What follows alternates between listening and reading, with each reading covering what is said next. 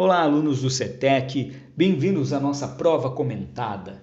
Hoje nós vamos conversar sobre as questões da prova e as principais dificuldades que os nossos alunos tiveram em relação a algumas das perguntas dessa prova. Se você já recebeu a sua nota, você deve ter notado que se você tirou uma nota abaixo da média ou se você tirou uma nota menor do que você gostaria de ter tirado, eu já adianto para você que as suas principais confusões foram ali quando nós chegamos em termos da Trindade, sobre quem é Jesus, quem é o Espírito Santo. Essas foram as maiores dificuldades dos nossos alunos nessa prova. Mas nós vamos descrever e conversar sobre cada uma delas e o que nós esperávamos como resposta de vocês e o que nós esperamos que você, como cristão, possa responder a essas questões. Vamos lá? Primeira pergunta. Descreva com suas palavras o que significa o termo Trindade. Ora, Trindade é um termo conhecido mundialmente. Tanto os que creem quanto os que não creem na Trindade possivelmente podem responder. O que é Trindade? Trindade é referente ao Pai, ao Filho e ao Espírito Santo. Se você respondesse apenas isso, Trindade se refere ao Pai, ao Filho e ao Espírito Santo, eu já teria que considerar a tua resposta como certa. Mas o que nós esperaríamos de você enquanto aluno da CADERS? Que você não só respondesse, como também justificasse todas as suas respostas. Então, quando nós falamos de Trindade, você poderia dizer, bom, Trindade se refere ao Pai, ao Filho e ao Espírito Santo. Trindade é um termo que surgiu nos concílios. Você poderia contar, inclusive, a história do Ário que tentou negar a Trindade. Você poderia ter feito isso. Você poderia, porque está na videoaula. Está na videoaula. Você poderia ter, então, citado versículos que mostrassem a Trindade. Por exemplo, Gênesis. Quando a Bíblia diz lá em Gênesis 1:27, que foi citado nas nossas aulas também, ele diz assim, façamos o homem a nossa imagem, a nossa semelhança. Ora, com quem Deus está falando? Fica nítido ali o que é um plural. Você poderia citar Gênesis 11:7, que também foi citado na videoaula, falando quando Deus está falando ali, desçamos e confundamos os homens. E aí tem toda a história, nós não vamos contar a história aqui novamente, você pode assistir a videoaula se você quiser. Mas a Trindade, se você se quiser se aprofundar ainda mais, em Gênesis 1:1 já aparece a palavra Trindade, já aparece o termo Elohim, se referindo a Deus no plural, porque os judeus eles tinham duas palavras para Deus, uma é Elohá e outra Elohim. Só que Elohá é único, um Deus sozinho. Elohim é plural. É como se tivessem mais pessoas. Criou Elohim. Então, você poderia pesquisar, citar outras coisas, mas você também poderia citar isso que eu falei, que foi citado na videoaula. Você poderia responder exemplificando essas coisas, só no termo Trindade. Mas tudo bem, se você respondesse ali que Deus, por exemplo, você poderia citar um exemplo da videoaula. Deus, para explicar a Trindade, nós poderíamos falar que ele é como a água. A água, você encontra ela em estado líquido, sólido e gasoso. Mas em todos os estados, mesmo nos estados diferentes, eles não deixam de ser água.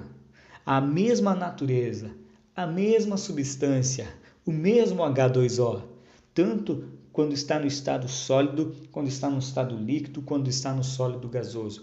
É a mesma água. São coisas distintas. O estado gasoso é completamente diferente do estado sólido. O estado sólido completamente diferente do estado líquido, mas não deixa de ser a mesma substância. Você poderia falar isso. Então você poderia dizer que o termo Trindade são três pessoas, mas um único Deus. São três personalidades distintas, mas um único Deus. Você poderia ter dito isso. Beleza, estaria tudo correto, Trindade estaria resolvido. Se você fez isso, parabéns. Se você não tinha essa compreensão, errou na prova, nas próximas, ou quando você tiver que fazer um debate com alguma pessoa que não acredita na Trindade ou que acredita de forma errada na Trindade, por exemplo, os unicistas. Os unicistas, eles acreditam que não são três pessoas. Eles acham que Deus é uma pessoa que se manifesta em três formas diferentes. Olha só que complicado isso. Deixa eu explicar para você melhor. Os unicistas acreditam que quando Jesus veio na Terra, o céu ficou vazio, porque Jesus era o Deus que saiu do céu e encarnou. E depois Jesus voltou para o céu, Deus voltou para o céu, e depois Deus voltou em forma do Espírito Santo. Então eles acreditam que é o mesmo Deus. Jesus, o Espírito Santo, Deus Pai, Deus Filho e Deus Espírito Santo, é a mesma pessoa, não são três pessoas. Olha, isso é unicismo. Seitas como a Voz da Verdade, por exemplo, acreditam nisso. Nós não acreditamos nisso. Nós acreditamos que são três pessoas. Por quê? Porque agora fica evidente no batismo de Jesus, está ali o Pai, o Filho e o Espírito Santo. Jesus está sendo batizado, tem uma voz que fala do céu, este é o meu Filho amado, e tem o Espírito Santo em forma corpórea de pomba. É claro que são pessoas distintas. São pessoas distintas, por isso que quando Jesus vai subir ao céu, ele fala assim, não tem problema, fiquem tranquilos, eu vou mandar um outro Consolador, outro que pode fazer as mesmas coisas que eu faço. Por quê? Porque ele também é onipresente, onipotente, onisciente. Então, quando definimos Deus, precisamos entender que Deus, para a teologia, para ser Deus você tem que ser onipresente, onisciente, onipotente. E essas três marcas, essas três características estão tanto em Jesus, quanto no Espírito Santo, quanto no Deus Pai. Então o Deus Pai, o Deus Filho, o Deus Espírito Santo são três pessoas diferentes.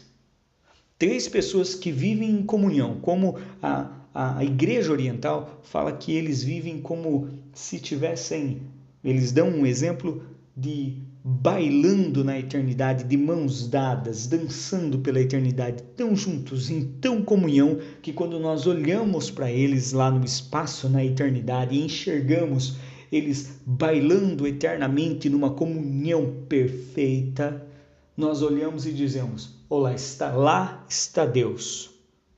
É uma comunhão eterna. Ou você poderia citar, como todo o cristianismo cita, o mistério da Santíssima Trindade.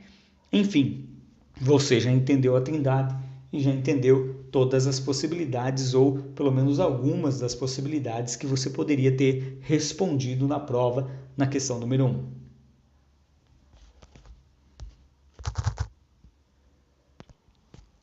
Pergunta número 2. O Espírito Santo é Deus? Justifique a sua resposta. Ora, o que se espera de alguém que acredita na Trindade, que compreendeu a Trindade? Se espera que ela responda, sim, claro, com certeza, o Espírito Santo é Deus, a terceira pessoa da Trindade, nosso Consolador. É a mesma essência do Pai, a mesma substância. Sendo assim, ele é Deus. Se você tivesse respondido assim, eu já teria considerado a tua resposta correta. Se você tivesse respondido, sim, ele é Deus, já teria ali meio ponto. Então, senhores e senhoras, o que eu diria a vocês? Que o Espírito Santo é Deus, é claro, não temos como discutir, e você poderia ter assistido a videoaula. Na videoaula, se você assistiu a videoaula, você poderia ter citado um exemplo que foi citado na videoaula. Você poderia dizer assim, contado aquela história que eu contei, e ainda ironizei num pedaço da história a vida de Ananias. Contei a história de Ananias e terminei falando o que Pedro falou para Ananias, quando ele tentou mentir para Pedro. Falou, Ananias, você não mentiu aos homens, mas você mentiu a Deus, se referindo Pedro ao Espírito Santo. Se você tivesse feito isso, citado o exemplo da videoaula, você já estaria certo. Ou, ao contrário, você poderia então ter lido na apostila. E na apostila ela foi rica em citação de versículos, porque por mais que é um pedaço curto referindo-se à Trindade dentro da apostila de teologia sistemática, quando se fala da Trindade, se tem mais de 100 versículos citados ali. E se você tivesse lido os versículos correspondentes, você seria capaz de responder que o Espírito Santo é Deus e ele é uma pessoa, porque você biblicamente poderia mostrar que ele era Deus, que ele é Deus e que sempre será Deus. Então, eu diria o seguinte: se você respondeu que o Espírito Santo é Deus, ótimo. Se você respondeu que o Espírito Santo é Deus e citou versículos, parabéns, muito bom. Agora, se você não citou versículos ou se você tem dúvidas que o Espírito Santo é Deus, eu convido você não só a assistir a videoaula, convido você a ir à sua apostila e ler cada um dos versículos que se citam ali. E aí você poder tirar as suas próprias conclusões. Ok? Não só essa passagem do Espírito Santo, como também essa que eu já citei de João, que fala ali: eu vou para o céu, mas vou vos enviar outro. Outro é outro.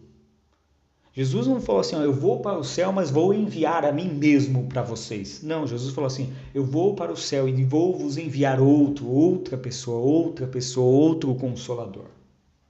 Outro. Ok? Então é isso. É isso.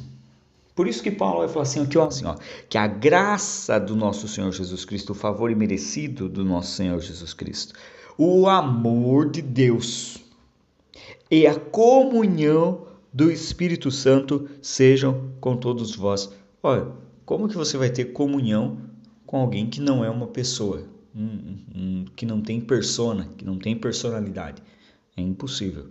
Então, a graça do nosso Senhor Jesus Cristo, o amor de Deus e a comunhão do Espírito Santo. Ou você pode ler ali os mais de 100 versículos que tem na sua apostila, citando e descrevendo a Trindade. É isso, vamos para a terceira questão. Terceira questão. Jesus é Deus? Justifique sua resposta. Bom, se você acertou que o Espírito Santo é Deus, você poderia repetir se quisesse só ser mais prático. Sim, é claro, com certeza. Jesus é Deus. O Espírito Santo é Deus. Jesus é Deus na mesma essência também. Não um ser criado, como gostaria que fosse os irmãos que seguiam Ário, como foi falado no vídeo. Se você respondesse só isso, já estaria certo. Mas você poderia também citar versículos, como foi citado Isaías: um menino nos nasceu, o filho se nos deu. O governo estava sobre os seus ombros. Ele será chamado Conselheiro, Maravilhoso, Deus Forte, Pai da Eternidade, Príncipe da Paz. Tudo isso você já lembraria. Mas também, você, como conhecedor da história de Jesus, poderia ter dito que esse foi o motivo da morte de Jesus. Você poderia dizer: Jesus morreu porque se autodominou Deus, da mesma essência do Pai. Ele chega a dizer para os discípulos: eu e o Pai somos um. Quem vê a mim, vê ao Pai. Então ele morre, ele é acusado de blasfêmia e morre na cruz justamente por se apresentar como Deus. O Velho Testamento vai dizer que ele é em Isaías. O Novo Testamento vai apresentar ele como Deus.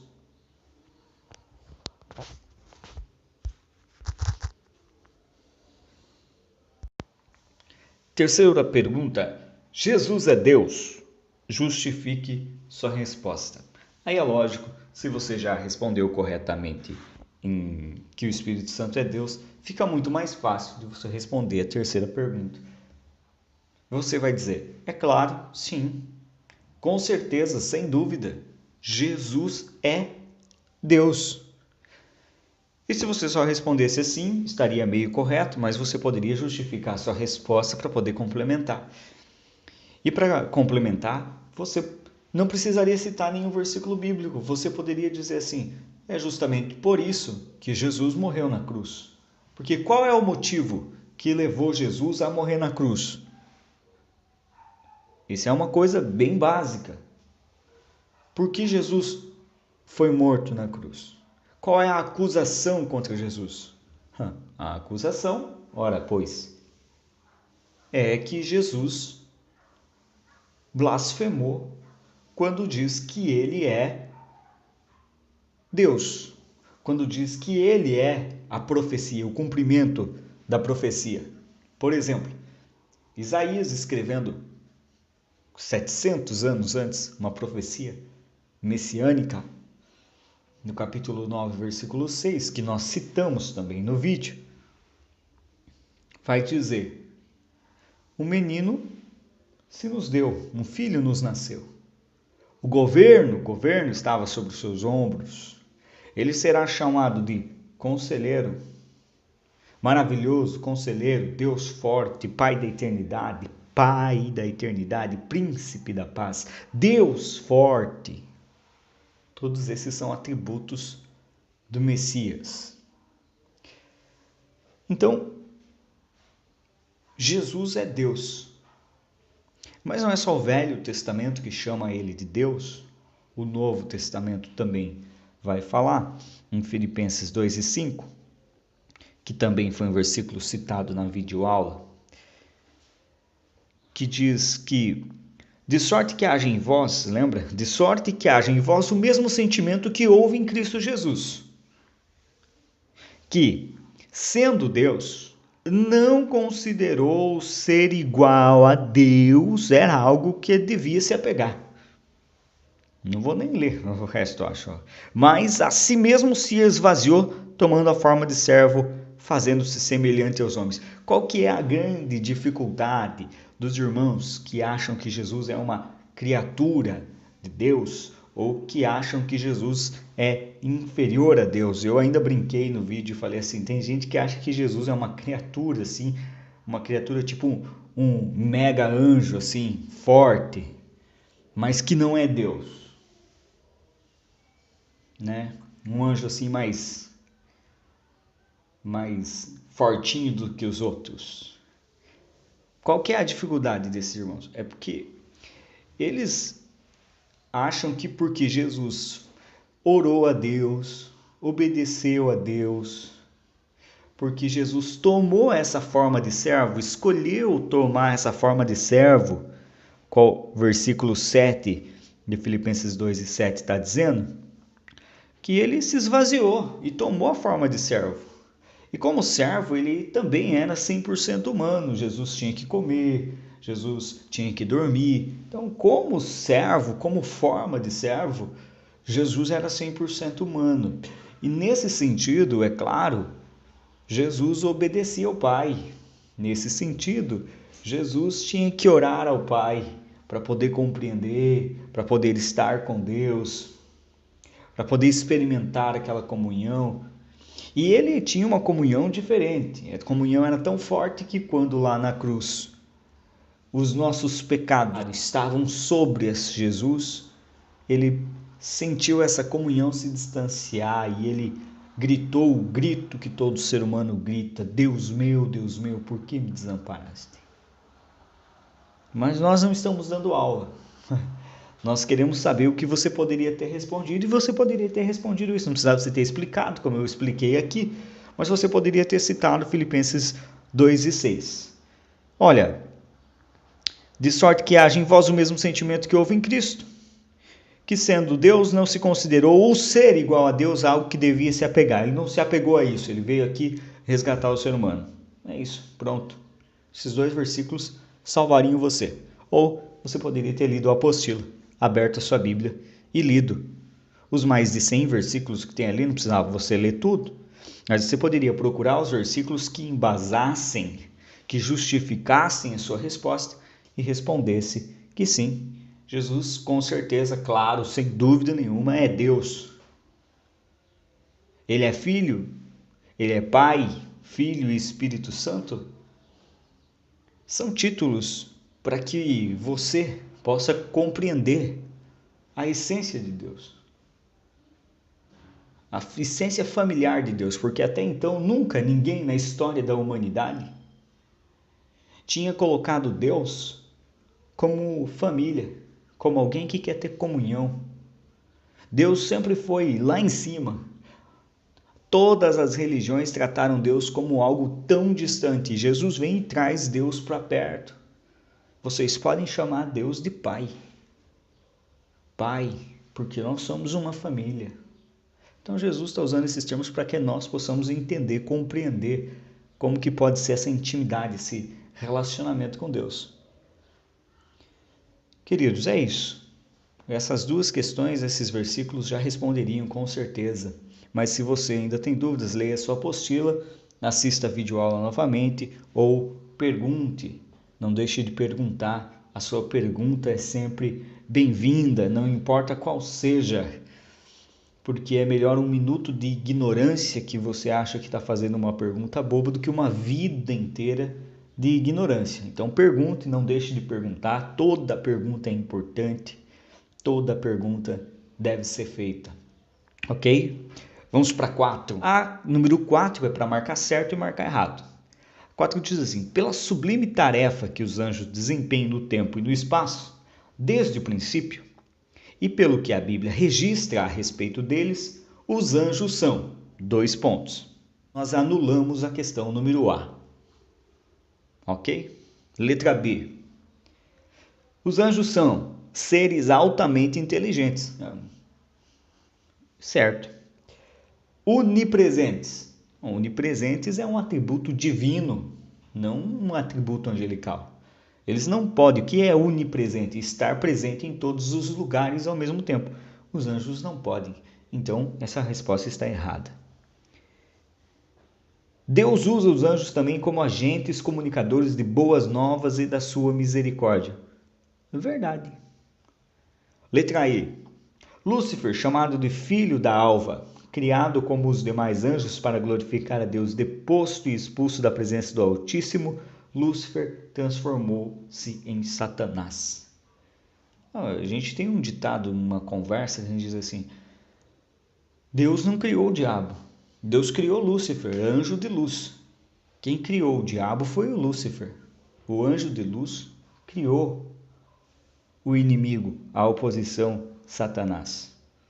Então, é claro, essa resposta também está correta.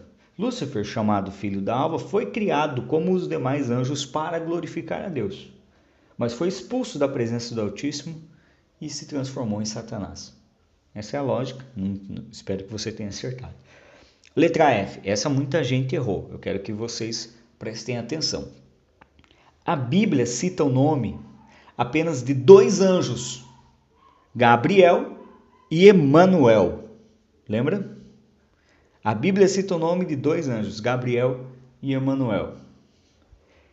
Ora, na nossa Bíblia, no nosso cânon dos 66 livros, como foi falado na videoaula, a Bíblia cita 2 anjos, Gabriel e Miguel, e não Emanuel. Quem é Emanuel na Bíblia? Emanuel está ali no começo dos evangelhos e significa Deus conosco, tá? É uma referência a Jesus. Jesus não é anjo, Jesus é Deus. Então, com certeza, essa resposta está errada. Muitos colocaram certo porque confundiram os elos ali, Gabriel e Emanuel. Foi quase uma pegadinha, não foi por querer, mas fez todo sentido, né? Então, assim, gente, resposta errada. Espero que vocês tenham acertado. Se vocês errarem uma dessas questõezinhas, a tua nota já vai valer meio ponto nessa questão. Questão número 5. Como é chamado nos cursos de teologia o estudo acerca dos anjos? Isso foi passado na videoaula para quem alguns polos passam a videoaula antes da prova. Outros compartilham, assistem por internet. Como é chamado nos cursos de teologia o estudo acerca dos anjos? Letra A, oncologia. Não, oncologia é algo da área da saúde. Não tem nada a ver com teologia, não tem nada a ver com os anjos. Rarmatiologia. Rarmatiologia, como ficou bem claro nas aulas, na videoaula, também não é. A armatiologia é a doutrina do pecado, porque armatio é uma palavra grega para pecado. Nós trabalhamos isso na videoaula, mas mesmo que você não tivesse visto essa parte da videoaula, não faria diferença, porque o que nós estamos procurando? Estamos procurando quem que entendeu o estudo dos anjos. Ora, se você estudou os anjos, qualquer pesquisa que você faça dos anjos, você vai ter que se deparar com a palavra angelologia, porque angelos é uma palavra para anjo e logia é a palavra para estudo. Angelologia é o estudo acerca dos anjos. Essa seria a resposta correta, a letra C. Muito bem. Pergunta número 6. De acordo com Romanos, capítulo de número 6, qual o significado do batismo? Aí, claro, com toda certeza, a maioria de vocês foi até o capítulo 6 de Romanos, abriu a Bíblia e começou a ler. Quando você chegar no versículo 3, ele já vai ajudar você a pensar. Ou não sabeis que todos quanto fomos batizados em Cristo Jesus, fomos batizados na sua morte? De sorte que fomos sepultados com ele pelo batismo na sua morte, para que, como Cristo ressurgiu dentre os mortos, pela glória de Deus, assim também andemos também em novidade de vida. O que você deveria ter respondido ou respondeu é que, letra A, símbolo do sepultamento e da ressurreição de Cristo. Essa é a resposta correta. Está no texto. O texto está dizendo para nós que significa isso. De sorte fomos batizados pelo batismo na sua morte, para que com Cristo que é assim como Cristo ressurgiu dentre os mortos, pela glória de Deus, assim também nós andamos em novidade de vida. E aí tem todo um capítulo ali, que são 14 versículos tratando disso. Então, tá ali, a resposta está no texto. Letra B, símbolo de arrependimento. O batismo de arrependimento é o batismo de João. É o batismo de João. Então, não tem nada a ver com o batismo cristão, certo? E o símbolo de lavação de pecados, que é a letra C, foi uma corrente também que aconteceu muito forte dentro da igreja. A gente contou isso na videoaula, falando que alguns irmãos estavam demorando demais para se batizar, chegavam a levar em 3 anos em treinamento para se batizar, porque eles tinham medo que depois que lavasse os pecados, voltassem a pecar de novo. Então eles tardavam cada vez mais o batismo para que não acontecesse. Bom, e o símbolo de lavação de pecados não era bom.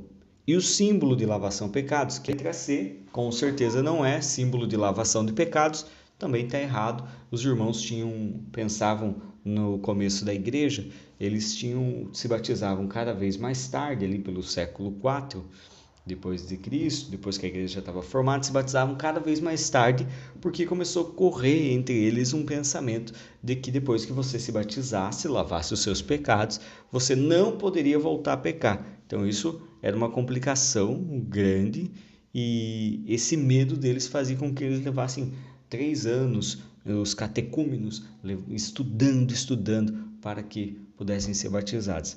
Então isso também é um equívoco, a gente comentou na videoaula. 7. Por que o pecado de Adão é chamado de pecado original? O que é pecado? Pecado é transgredir a lei de Deus, é pecar contra Deus, se rebelar contra Deus. Pecado é a questão que nós estudamos em armatiologia.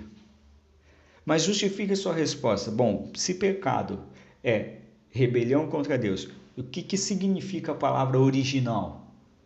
Original tem a ver com origem. origem. O pecado original é o pecado de origem. Qual é o pecado de origem? O pecado de Adão. O pecado de Adão porque foi o primeiro pecado. Então, matou, teria respondido corretamente, né?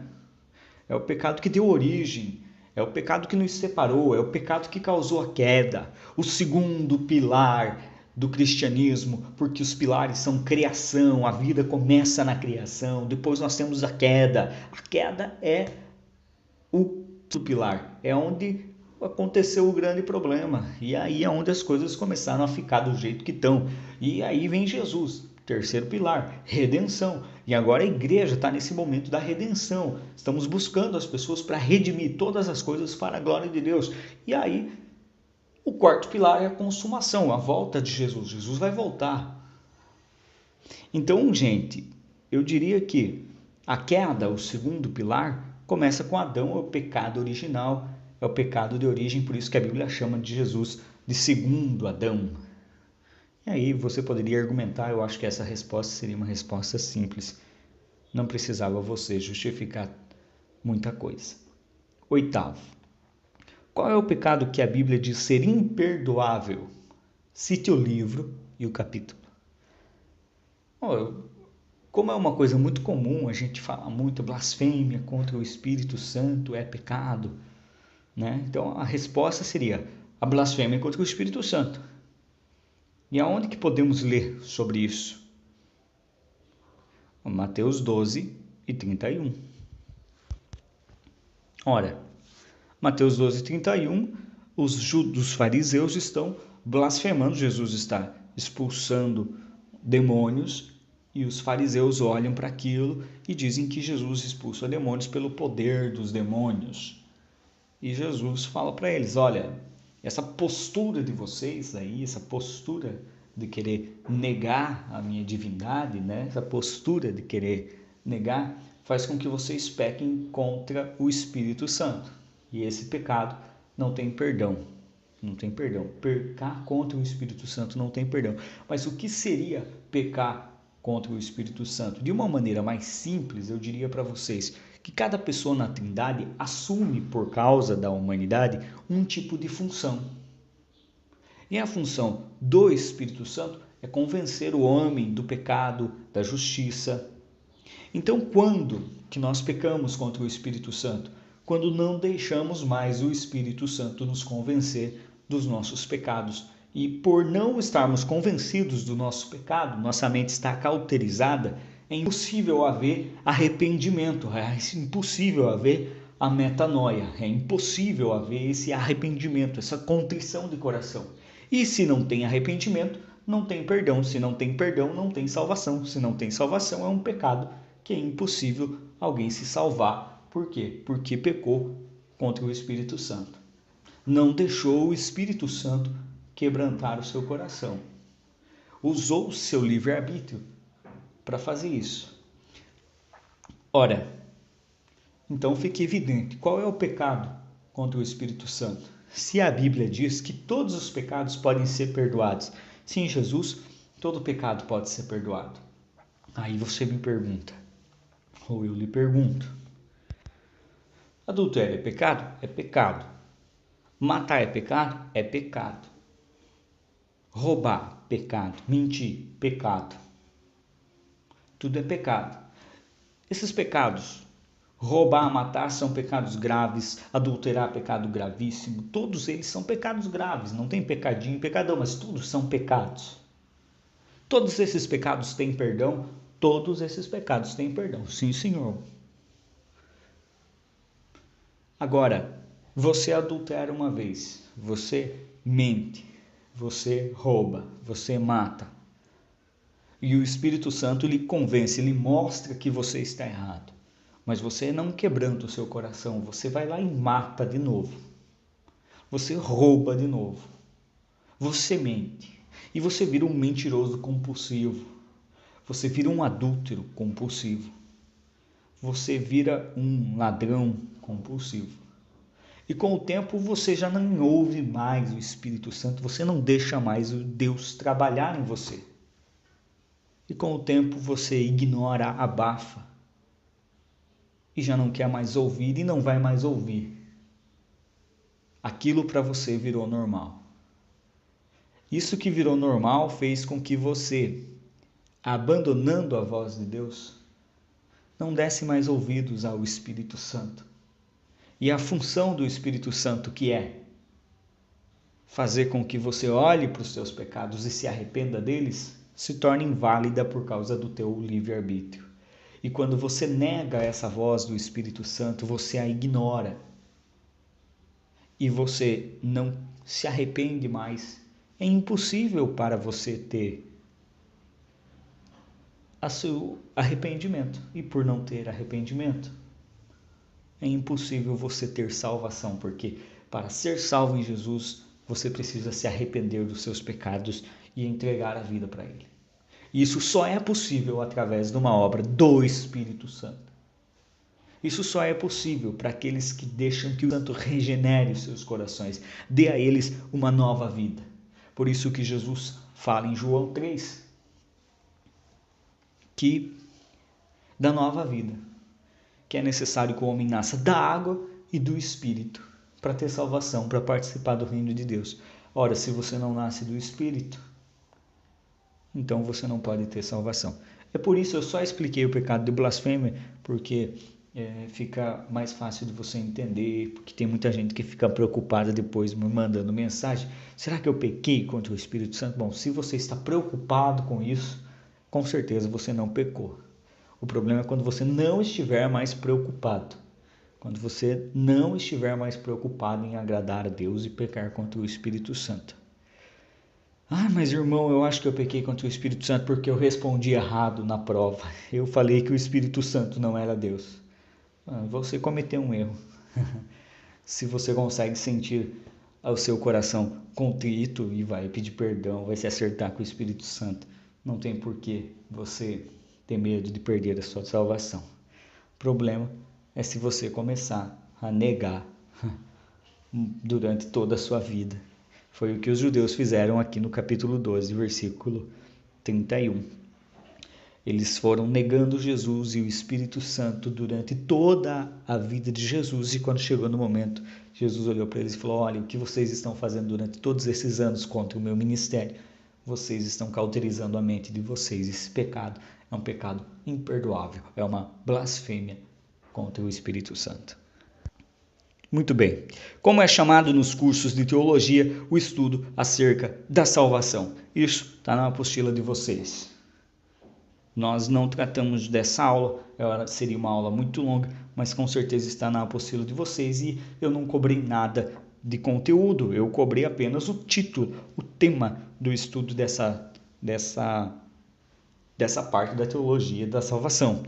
Ora, se armatiologia é o estudo sobre o pecado, a letra B diz soteriologia, claro, para quem estudou, sotério quer dizer salvação, logia, estudo, então estudo da salvação. E calvinismo é um aspecto da salvação que é uma escola acerca da salvação, de um olhar sobre a salvação. Então, predestinação, né? Tem Armínios, tem toda aquela discussão que não vale a pena entrar, que é para uma outra aula, né? Então, o 9 é isso, soteriologia. E o 10, o que é teologia? Justifique a sua resposta. Teve pessoas que colocaram que teologia é estudar a Bíblia. Não, estudar a Bíblia é bibliologia, foi a nossa primeira disciplina. Se você entrou na segunda, está perdoado. Se você respondeu isso e estudou a primeira, eu vou desistir de ser professor. Mas o que é teologia? Teologia, theos, lembra? Definição primeira, introdução à teologia. Theos é a divindade, é Deus, é o estudo sobre Deus. Então, teologia estuda esse aspecto do ser humano que se relaciona com Deus. Só assim estaria certo, não precisaria você explicar nada, não precisaria explicar os 4 pontos da teologia, como que nós vemos teologia. Se você quisesse, seria ótimo, mas se você colocasse só isso, é o estudo sobre Deus, ou o discurso sobre Deus, ou o discurso do que se acredita acerca de Deus, todas essas respostas estariam certas, ok? Então, queridos, eu espero que vocês revejam onde vocês erraram, reflitam sobre onde vocês erraram e um bom estudo a todos. E vamos para a nossa próxima disciplina que está aí nos aguardando, vai ser fantástica e muito boa. Mandem as suas perguntas e vamos nos preparar para mais uma prova aí no final do mês. Um grande abraço, que Deus abençoe a todos.